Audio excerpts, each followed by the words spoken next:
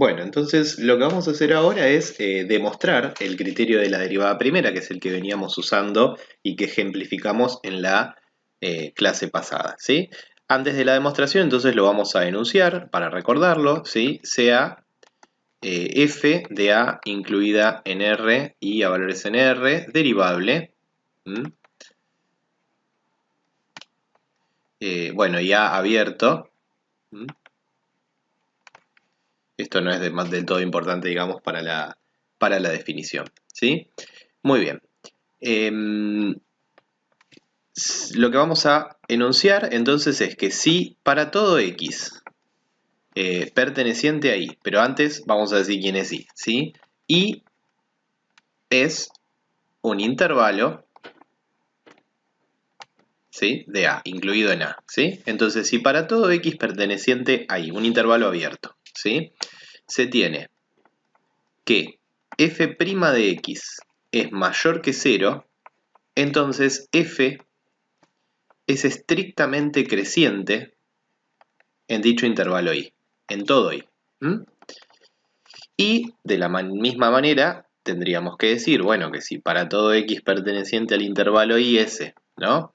f' de x es menor que 0, entonces f es estrictamente decreciente en el intervalo i. Muy bien. Antes de pasar a la demostración, es importante, o me parece importante, detenerme en la importancia de este teorema, ¿sí? Valga la redundancia, en la globalidad de este teorema, ¿sí? Este es un teorema, ¿por qué digo un teorema global? Porque nosotros hace unas clases atrás demostramos un teorema que le pusimos signo de la derivada primera, que decía, ¿sí?, que si la derivada en un punto era positiva, entonces existía un entorno reducido de ese punto en donde la función era creciente. ¿Sí? Este es un teorema que demostramos hace unas clases atrás.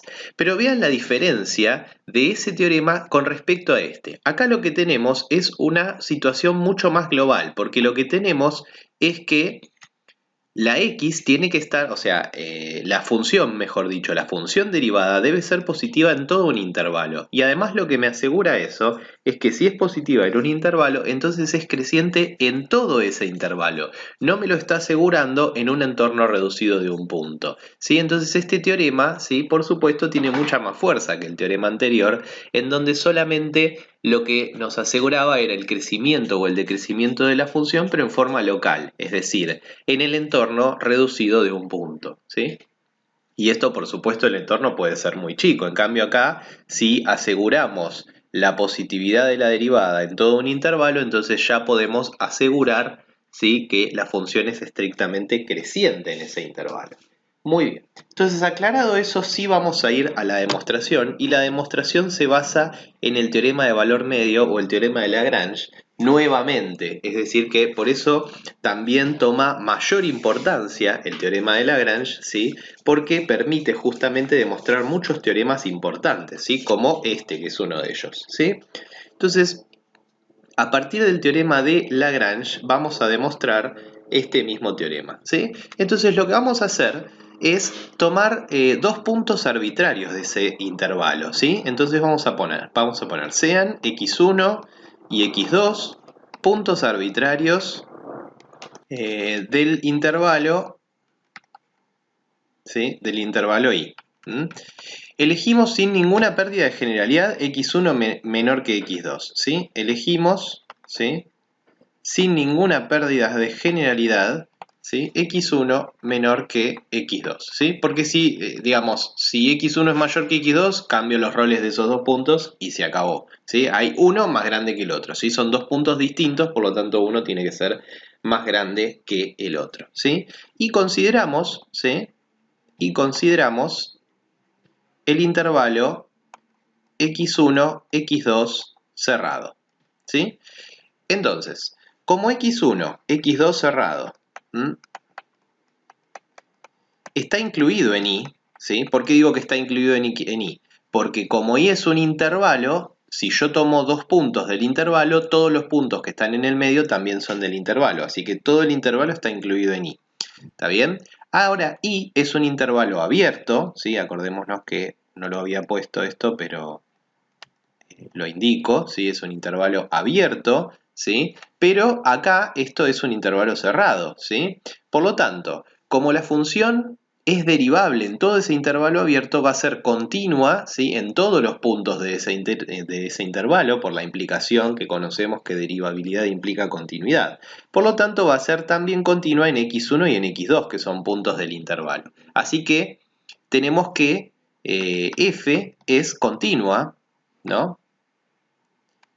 Obviamente en x1, x2 cerrado, ¿sí? Y derivable en x1, x2 abierto. Esto es un poco más obvio, ¿sí? De ver porque, bueno, justamente por hipótesis es derivable en y, por lo tanto va a ser obviamente derivable en x1, x2.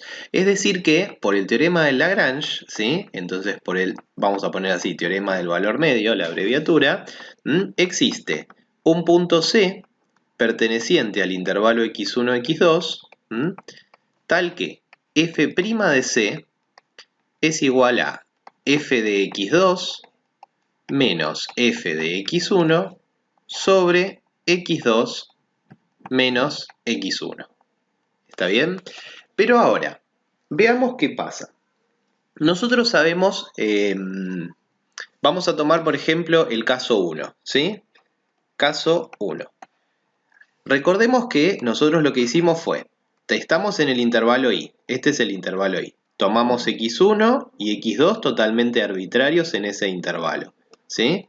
Dentro de este intervalo está C, ¿está bien? Ese sería como mi dibujito. Acá está x1 y x2, pero en ese intervalo está C.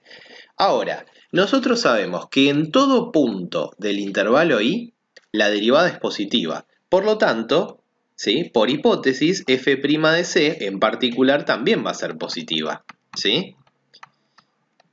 ¿Esto está claro? Ahora, como f' de C es positiva, entonces este cociente es positivo. Pero también tenemos que x2 menos x1 también es positivo porque elegimos x2 mayor que x1, ¿sí? Así que además, ¿no? x2 es mayor que x1, acá lo escribí mal, ¿sí? Con lo cual x2 menos x1 es mayor que 0. Ahora, toda la fracción, toda esta división tiene que ser mayor que 0, ¿sí? Porque lo dice acá la hipótesis, o sea, tengo algo mayor que 0 y x2 menos x1 es mayor que 0, entonces lo que tenemos es que f de x2 menos f de x1 es obviamente mayor que 0. Esto es una cuestión de la regla de los signos, ¿sí? Con lo cual f de x2 es mayor que f de x1. Muy bien, ahora revisemos qué es lo que pasó en el caso 1, ¿sí? Lo que hicimos en el caso 1 nosotros fue tomar puntos arbitrarios, pero con la relación x1 menor que x2. Y llegamos a que f de x1 es menor que f de x2, o dicho de otra manera, f de x2 es mayor que f de x1. Esto es la definición de una función creciente, ¿sí? Es decir que f es no solo creciente, estrictamente creciente, ¿sí? ¿Está bien? Si no queda claro esto, lo que está pasando justamente es, recordemos que x1 es menor que x2, como lo elegimos, y lo que nos dice es que la imagen de x1, ¿sí? Es menor que la imagen de x2. Eso hace que la función sea estrictamente creciente. Este sería como el razonamiento de por qué si partimos de acá y llegamos acá, podemos decir que la función es estrictamente creciente. Vean que x1 y x2 están elegidos arbitrariamente, con la única condición de que uno sea más chico que el otro. Pero a lo que llegamos es que a la imagen del más chico también es menor que la imagen del más grande. Eso es indiscutiblemente, quiere decir que f es estrictamente creciente. Entonces así es que probamos el caso 1. ¿Sí? Voy a borrar este dibujito para continuar con la demostración, en este caso pasando al caso 2. Pero el caso 2 yo creo que es bastante rápido y ahora que conocemos esto es prácticamente lo mismo, ¿no? En el caso 2 la hipótesis es un poquito diferente, ¿sí? Lo que me va a decir entonces es que como f' de x es menor que 0, en particular f' de c es menor que 0, ¿sí? Digo en particular, ¿sí? Porque en la hipótesis me está diciendo que todos los puntos de este intervalo tienen derivada menor que 0. Así que C es un punto de ese intervalo, así que también va a tener derivada menor que 0. Bueno, y con un razonamiento análogo, ¿sí? Vamos a poner entonces razonando análogamente, solamente que vamos a cambiar la regla de los signos acá. Razonando análogamente, vamos a llegar a lo siguiente. Yo tengo, esto tiene que ser negativo, o sea, toda la fracción es negativa. Y la parte de abajo es positiva. Por lo tanto, ¿sí? Para que todo sea negativo, va a tener que pasar que f de x2 menos f de x1 va a tener que ser negativo. También es una cuestión de regla de signos. Menos dividido más tiene que darme menos. Y de acá deduzco que f de x2 es menor que f de x1. Justo lo contrario de lo que pasa acá.